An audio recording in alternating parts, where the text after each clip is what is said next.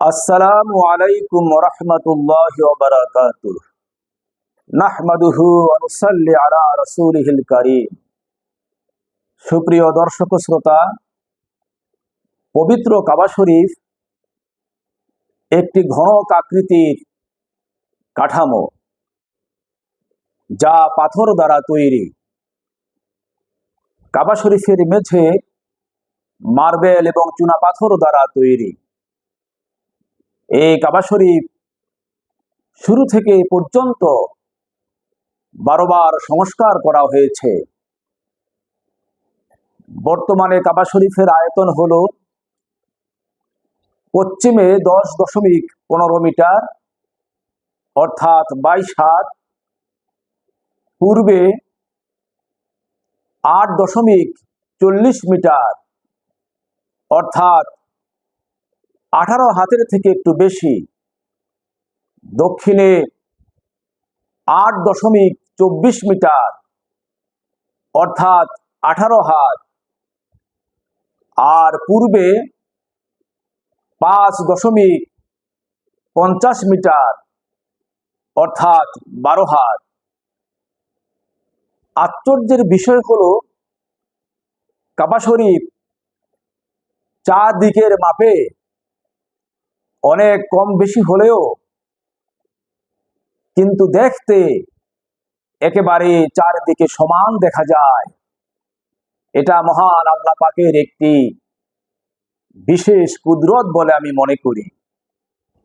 কাবা শরীফের উচ্চতা হলো 8.24 মিটার অর্থাৎ 18 হাত। আগের দিনে কাবা শরীফের ছাদ ছিল না। পরবর্তী সংস্কারে কাবা শরীফের ছাদ নির্মাণ করে দেয়া হয়। কাবা শরীফের দরজা ছিল আগে দুটো এবং জানালা ছিল একটি। পূর্ব দিকের দরজা দিয়ে কিছু নির্দিষ্ট লোক ঢুকতেন, পশ্চিম দিকের দরজা দিয়ে বের হয়ে যেতেন। পরবর্তীতে পশ্চিম দিকের দরজা বন্ধ করে দেয়া হয় এবং জানালাটিও বন্ধ করে দেয়া হয়। শুধু পূর্ব দিকের দরজাটি রাখা হয়।